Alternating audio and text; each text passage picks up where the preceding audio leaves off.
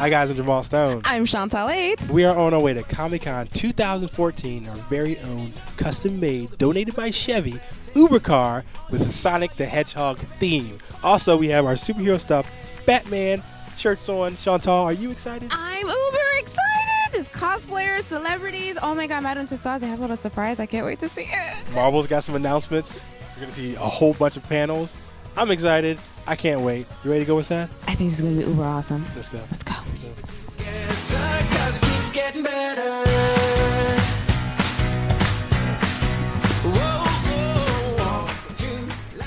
So, what can you tell us about your character? I play Eve Baird, a counterterrorism expert in the military, Colonel Eve Baird. I love my job. I take it very seriously. And I get this strange invitation. The library invites me. The librarian does not invite me. The library invites me. And I don't want the job. Flynn Carson, the librarian, doesn't want me there.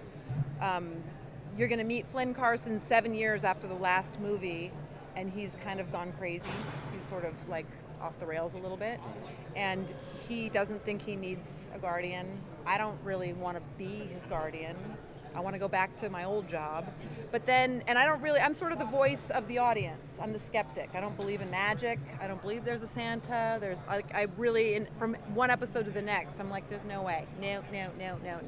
And I'm the straight man, which is fun. Yeah. It's once I'm forced to admit that there is magic in the world and I realize that actually maybe my services are useful here, that's when I get on board. Right. Well, you have to believe in Santa Claus. Come on. Not Colonel Eve Baird. No. I really appreciate the fact that it's a woman that is the stronger and it's one that's keeping everyone she's like, especially now that it's always seemed to be portrayed as like the damsel in distress. So like how does it feel being that like really strong woman who's keeping like the librarian safe as being the body? Well, I have twins. I have twin toddlers, and I have. Do you? I do. I have 5-year-old twins. I have 3 dogs and 2 cats. So I feel like I'm already sort of running the show at home. You know, as we all know, women are the multitaskers of the world, and very equipped to deal with, keep everybody in line. You've sort of made a career, though, out of playing strong women characters. You really haven't been the damsel in distress all Not that too many much. times. Is that a conscious decision, or is that because you're just tough? I have said no to a lot of things that don't seem interesting to me. That's good. Yeah. And there are really so many great opportunities now. I mean, especially in television, so many great roles written now for women that are more interesting and less arm candy. Right. What's it like kind of playing in the magic universe as opposed to being in the superhero universe? It's great. Well, first of all, the genre of action-adventure was the reason that I wanted to get involved with it. I really loved Indiana Jones, and if you ask Noah Wiley what the show is, he says it's Indiana Jones if Indiana Jones was played by Don Knotts, and it's fun. I just love it. I love this genre. So it was a perfect opportunity. Cool. Yeah. I mean, I would just say the logistics of, shooting away from my children who were still in school, finishing up their school year, but you mean within the show? I guess you're talking about. Gosh.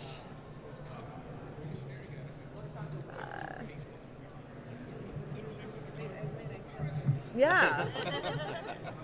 It wasn't really challenging. It was more, we don't think of it as challenging. We think of it as discovery. You know what I mean? Where it's a constant journey of finding beats and finding moments, and it's never an obstacle. It's more of like how do we make this work, and how do we find a comic beat here, and how do we find like sometimes it's on the page and sometimes it's not. And that's the joy of it. That's the fun of it. Do you have a favorite episode so far? My favorite episode, I have 2 favorite episodes, the fairy tale episode and the Christmas episode. And the fairy tale episode was ridiculous, just so silly, and was one of the first ones that we shot after we shot our first 2 opening. Our first 2 opening episodes are sort of the movie that kicks off the season. Right. And then after that, we sort of get into the series. And the fairy tale episodes was one of the first ones that we shot. And then the Christmas episode is the one that has my backstory in it, which is sort of wraps in with the finale of the show. Well, it's been nice seeing the new Mystique. I have a wish to have the original Mystique come back. Oh, well, thank you. She's doing a great job. I couldn't be happier with, sharing the role with such a cool girl. And now that they've rebooted, she has her powers back too. Mm-hmm. So, Yeah. The door's open. Yeah, that'd be great. Yeah, I never know. Did you get any, because I know you do a lot of physical stuff in the show. Yeah. Any bumps, bruises, anything? Constantly. Covered in bruises, constantly. Yeah. I had just come off of another TNT series called King and Maxwell, where I played a former Secret Service agent.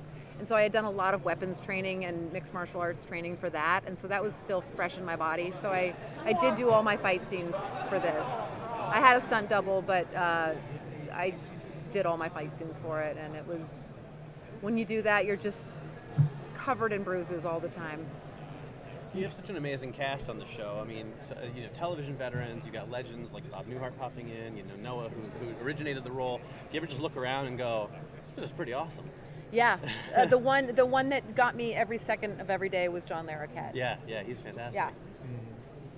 Nate Fielding, is that his name? Dan Fielding? Dan Fielding. Yes, yep. Dan Fielding. Yes, that's right. Yeah, Absolutely. I loved Night Court growing up so much, and getting to work with him day in, day out was a joy. Right. So funny. Do your co-stars have to So stand on funny. boxes when they're next to you? Because I noticed when we were taking pictures, Do you know tower the over only all of them. time I have ever had to stand on an apple box was on this show next to John Larroquette? Oh, really? The first time they've ever handed me an apple box and said, "You got to stand on this. He's too tall." Wow. Because he's so tall. Do they have to stand on apple boxes? Every once in a while they had to stand on apple boxes. Yeah. But Noah's very tall. John Larroquette's very tall. And yeah, this is the first time I ever had to stand on an apple box. It was hilarious. Will we get to know a little bit more of her backstory as the season goes on? You won't see my backstory until the Christmas episode, which is later on in the season. Their backstory is in the first 2 episodes. You'll get to a good idea of who they are. So she'll be a little bit of a secret. A little bit of a secret until the Christmas episode, yeah.